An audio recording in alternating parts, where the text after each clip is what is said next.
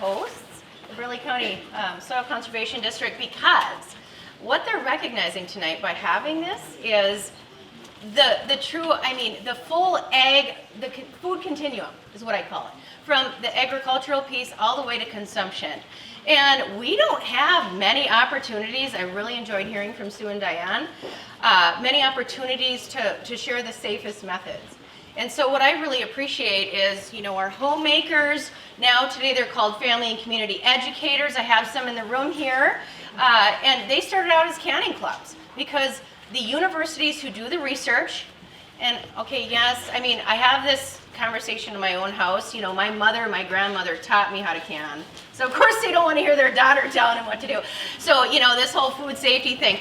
But I am a food scientist, so I'm going to give you the research and the safest methods and hope that you take that and maybe look at what your families were doing in the past. And likely you've been doing your method for decades, maybe even a century, who knows.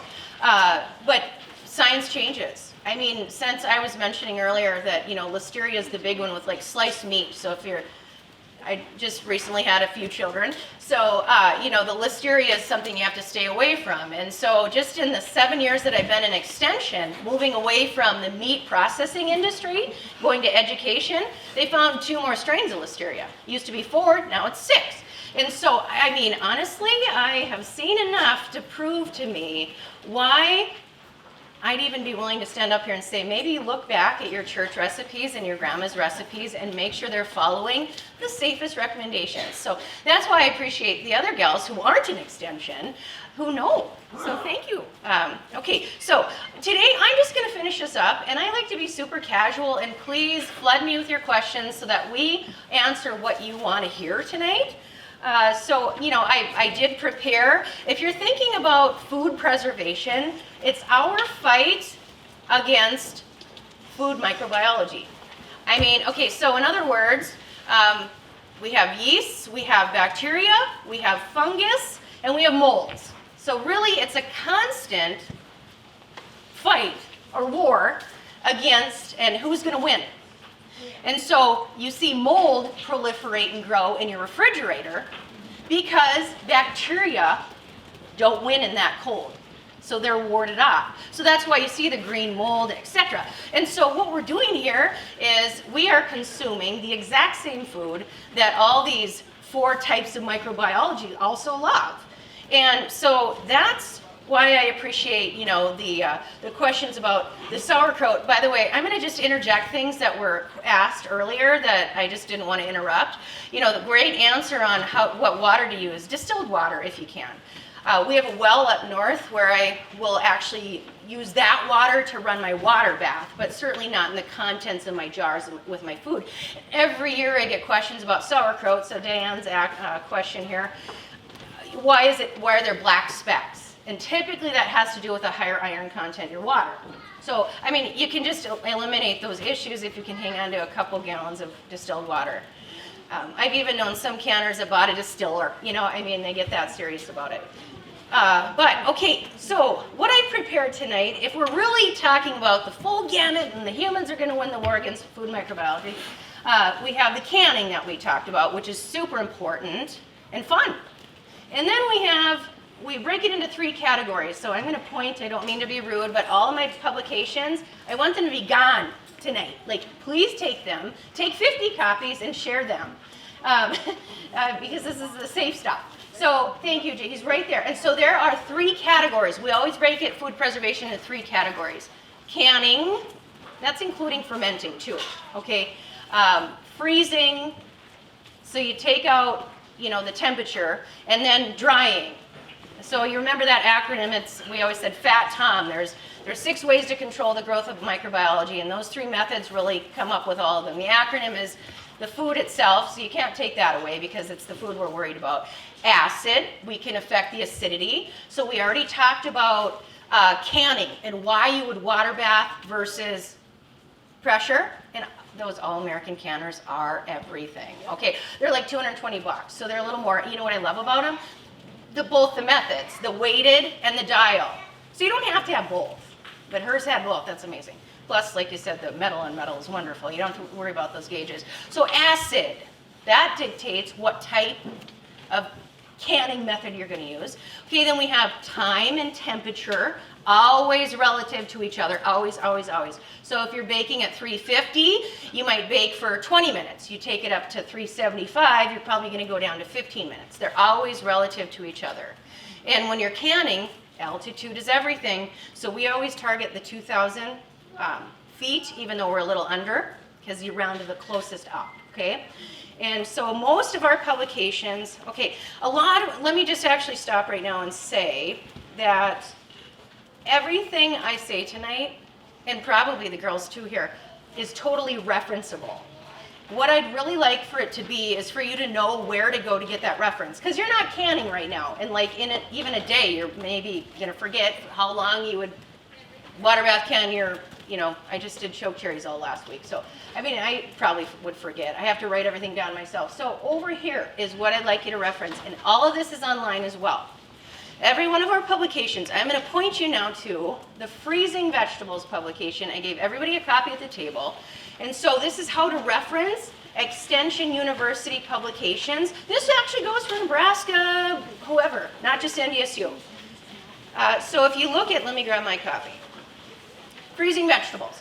FN 187 on the top left. We just changed our website. It looks beautiful, but it's where things are has moved, so I'm not going to tell you exactly what link to go to. And if you just Google FN 187, freezing vegetables, you'll find it. Okay, so let's go through this one, for example, freezing vegetables. And I might not even demo here today. I just brought corn. Okay, probably the most important thing when it comes to freezing is to stop the ripening process, because that continues in the freezer. Like, has anybody ever heard of, this term actually makes me cringe. There's two terms that make me cringe a little bit. One of them is food poisoning, and the other one is freezer burn. But have you heard of freezer burn? Let's just talk about it from a scientific standpoint.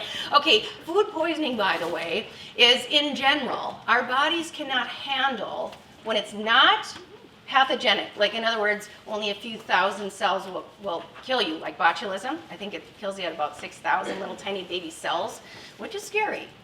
And you go numb as it's happening. That's why we just have to make sure we're doing the right methods. But what I want to say is food poisoning happens at about 1 million cells. So it doesn't matter if it's good or bad. If you have too much at a time, well, the good is different, but especially the bad. So the non-probiotics, okay? So at about 1 million cells. And what I want to tell you about that is you cannot detect it at all with your organoleptic senses. You can't smell it, you can't taste it, you can't see it until there is 10 million cells.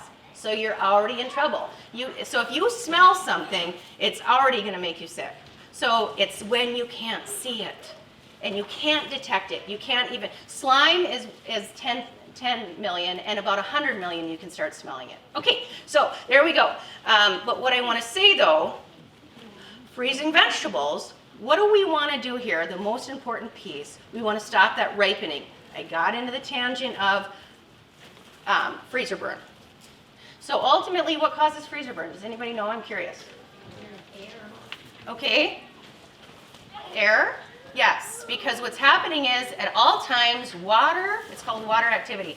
Out of undergraduate studies, I worked at General Mills over in the cities for a while. And one of our PhD food scientists who developed like Cheerios, he was on that team, he said, if you understand water activity, you understand food. And he's pretty right, because your water is constantly moving around. So when you open your frozen vegetables and there's like all these ice crystals in the corner that you don't want in here. Well, that was actually naturally in that food product, and it's called icing out.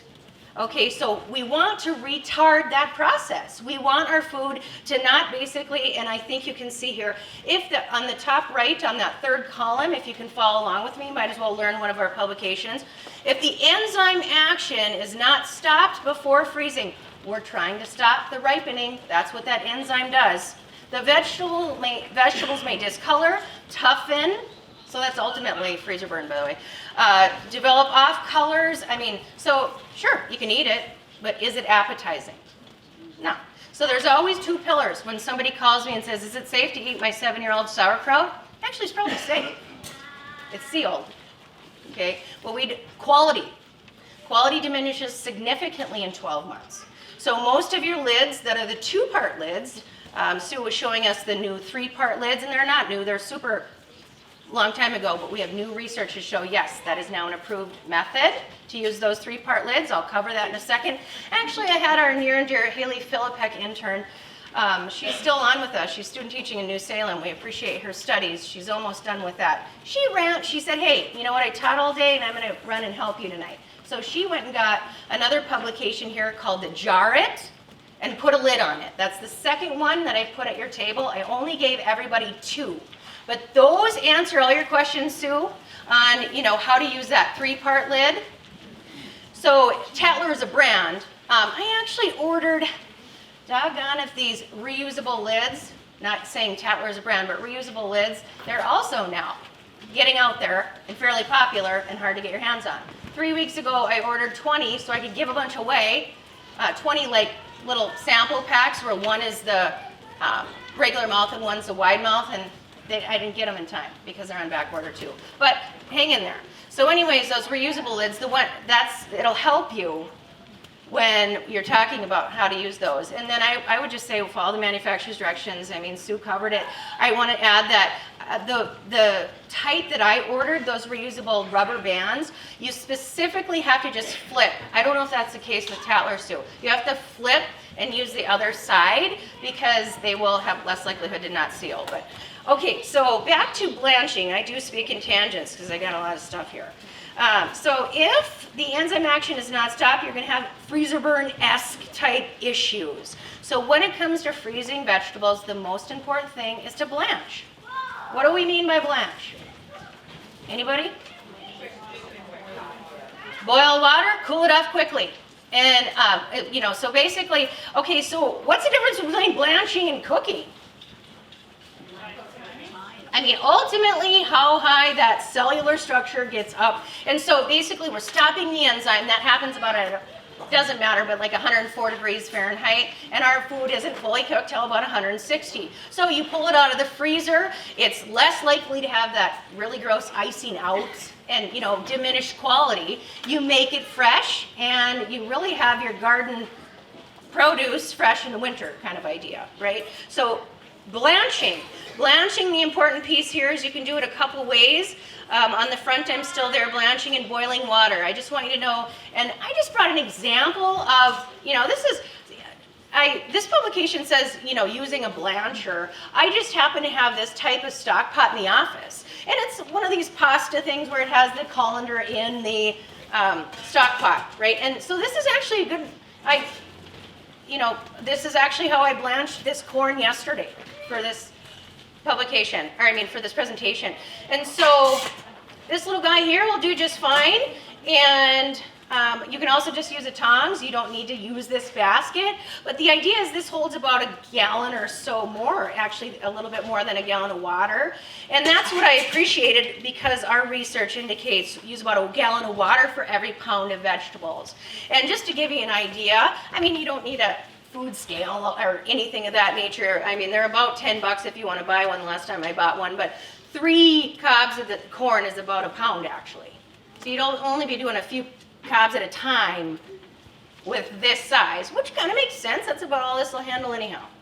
But it is important because you don't want to overcook or leave it in that water too long at a temperature that's too low, because you're not going to get the desired quality effects. So you want to boil it, and the key is blanching. It needs to be boiling. Okay, so you can accomplish this easily with 2 methods, with actually water boiling, and then if you open your publication, steam.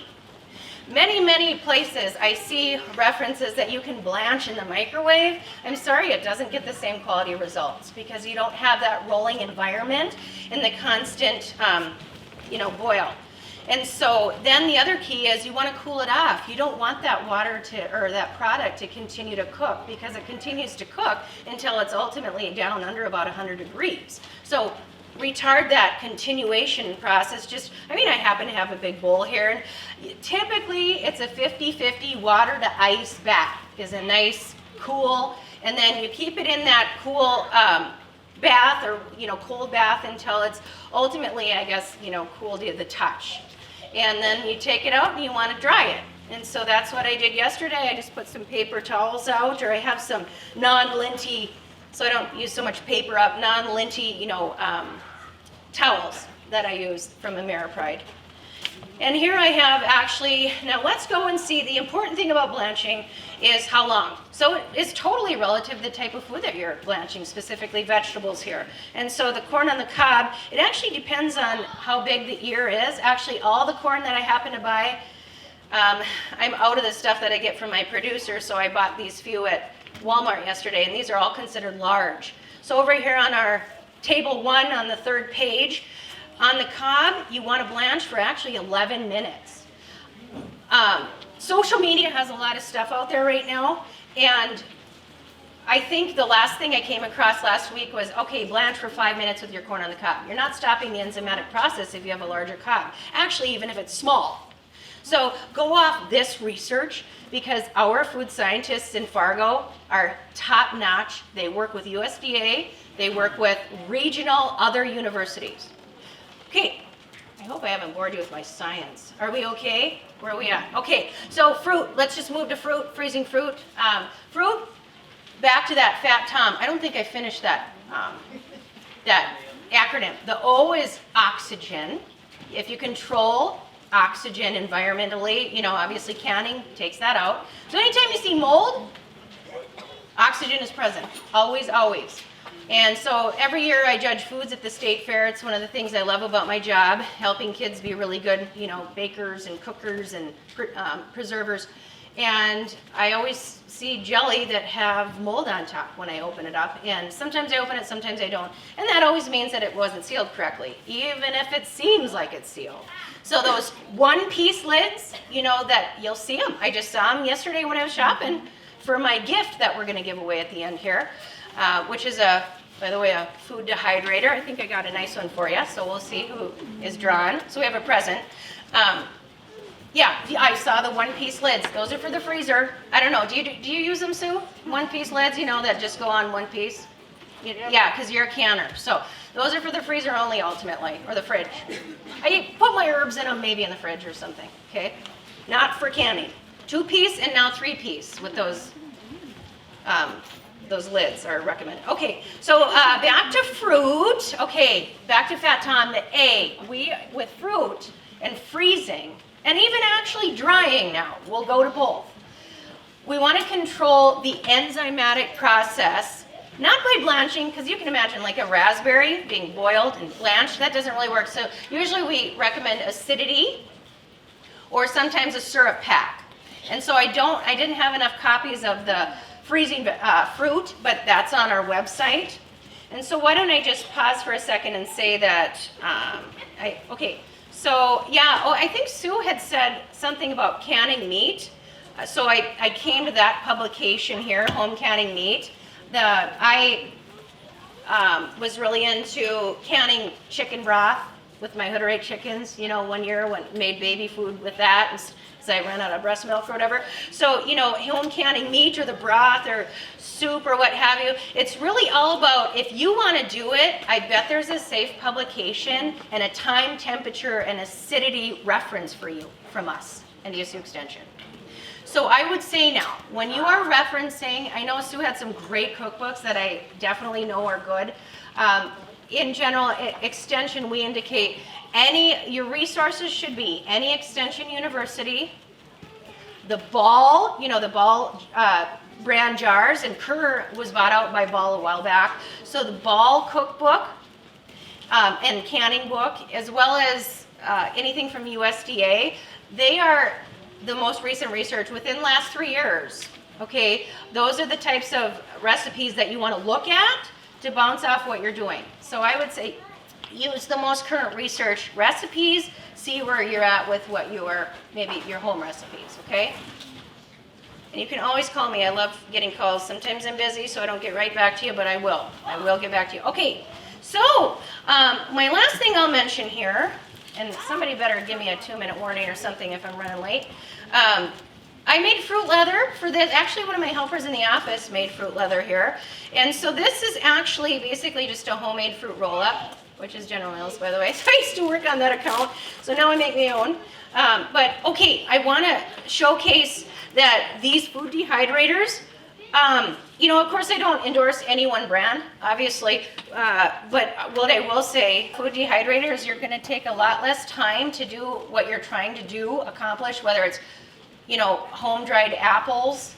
I love home-dried apples. I don't like store-bought. You know what I mean? When you actually make your own, do you find that you actually like food that you didn't otherwise like? Okay, that's me with dried apples. So this one has a fan. So the Presto food dehydrator that I bought tonight has a fan that we're giving away. It has 4 trays, and actually you can buy another set of 4. This is a $150 dehydrator from Scheels. And I frankly think there is nothing better about this thing than the $40 one that I bought you, okay? And so that was at Walmart. And this one has, it doesn't matter if you're doing jerky or whatever. So this is the additional, how many trays are in here? 2 more, it's $20. I mean, so you can buy yourself almost actually, this dehydrator costs $20. You know, back in the day, they used to be $100. I don't know. Maybe they're going down in price, and the quality is pretty decent on these. But I was going to say, now this dehydrator we bought for the cooking camps that we do every year. Vanessa and I, you know, a lot of you know Vanessa in Morton County. She's my partner in crime when it comes to extension. We partner together all the time. We taught 2 classes together today. Well, her and I, we do, if you have any kids going into 5th to 7th grade, every year in June we do a cooking camp for 3 days. So they fill up immediately. I just thought I'd share that with you, and you can watch our calendar for registration. This only has a heating element. Takes a few hours longer. So buy one with a fan. They're only $40. Okay, now the big key when it comes to freezing and drying is to use some acidity to retard that discoloration, that browning, that enzymatic fruit browning, okay? The question was, can I teach adult cooking classes, right? I actually have a food demonstration that I'm gonna do at the Bismarck Mandan Food Co-op, and that is, it's in a few weeks. Shoot, I should have that in front of me, I'm sorry, I'll look it up. And so watch our website, and you can call our office. My number is 221-6865, NDSU Extension, Burley County. 221-6865. What I was going to say is, so we have a canning class then. What I'd love to do, and it's going to have to be next year, I am a planner. My calendar's full 90 days from today. Okay, so if you want me next year, I would love to come into your house with 10 of your closest friends, boyfriends, girlfriends. My uncle does all the canning, you know, so guys too. And we will teach your close friends and your family and try to convert them to the safest ways. And then you can branch out and teach other people. And so, you know, it works if you have a controlled environment, but I'd like to come in when COVID's over and into a, you know, a home environment, because it's hard to do it up here. Yes. So. Okay, you say, what do you put on your food so it doesn't brown? What type do you use, or how long do you soak it, or spray it, fix it, or what do you Right, okay, now, what I appreciate is your question. I don't have any specifics, so I have to go to my publication. And what I will say is, when it comes to freezing fruit, it's typically, I like ascorbic acid because it's a natural form of vitamin C. So you're upping the nutritional value. You can get it in the just like Runnings, Ace, wherever, in the powdered form. There's citric acid, there's Fruit Fresh, which is a combination, I think, of the two. Okay, so our publication will tell you, you pick. And then also you can use syrup and water in different percent packs. So my mom, back in the day, we used to do a 50-50 pack of sugar and water. And that, yeah, and then she went to Weight Watchers, and they said do 20%. And so our recommendations say 10, 20, 30, and 40, and they give you the different ways. So what do you do when you dehydrate? Do you put something on that? Okay. Yeah. Okay, so for fruit leather, I guess I should show you. You know, you actually use the same type of food processor that Diane had. And this is actually a fruit and vegetable leather, which is apples and spinach. And I know it looks green and it looks kind of scary, but it's super healthy and really tasty. I mean, it made it through my kids, you know. And so and this has a little bit of lemon juice. And then these are parchment rolls. I like them better than these. So I guess what I would do, the fastest thing we do with the kids when we do a cooking camp is we take an apple, we use an apple slicer, and the recipe calls for dipping the apple slices, it's a 10 slicer, so they're a little thinner, into lemon juice, not freshly squeezed because that's harder to control the acidity, lemon juice for 10 minutes, and then it's placed on here for whatever the manufacturer's book recommends for the time. So get your recipe with your acid or your method of cook from extension, but extension will often reference you how long to preserve it with your manufacturer's directions. So if you buy a dehydrator, don't get rid of the manual, okay? Or find it online. Good question. I think there was one over here, yeah. I have a dehydrator that I just got, and it doesn't have a temperature control. You have a dehydrator that you just got, and it doesn't have a temperature gauge or whatever on it, you're saying? Well, this one doesn't either. So that is where you need to reference the manual on how long, because sometimes our recipes indicate 135 degrees, 140 degrees. And so I would say use the recipe of like applesauce, spinach, and lemon juice relative to our recipe of how much. And then if there's a fruit leather recommendation for time to preserve, or whatever it is, watch the manufacturer's instructions for whatever you're doing. It will be in here. So if it's jerky, what have you. And by the way, you can make crafts in these things. It's not just food. You can preserve these beautiful flowers, these bouquets. Okay, well, this is fun. I mean, actually, your challenge tonight is not only to call me for a home canning, class or something, but to just go home and practice what we've shared. And if you're in the middle of something and you need help, you can call us. I'm sure you'd take a question, Sue, but I will gladly. It's just that you got to tell my staff that you need the answer and now. So let me know if you're in the middle of something, because otherwise I might not get back to you for 48 hours. Okay? All right. Well, thank you. Thank you.